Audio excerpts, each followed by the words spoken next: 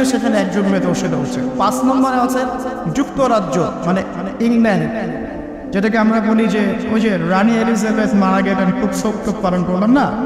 আচ্ছা, তো তাদের মধ্যে বলা হচ্ছে যে প্রতি বছর গড়ে 85,000 নারী সেক্সুয়াল অ্যাবিউজের শিকার হয়, মানে যৌন হয়রানি শিকার হয়েছে।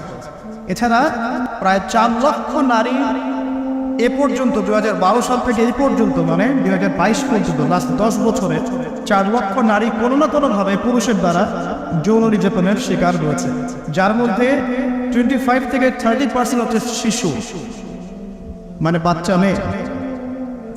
তারাই তো আবার আমাদেরকে বলছে যে বিয়ের বয়স তোমরা তো কমায়। আচ্ছা, আসেন এবার আরো সামনে যাই। জার্মানির পরিসংখ্যান, জার্মানি হচ্ছে এখন 6 নম্বর।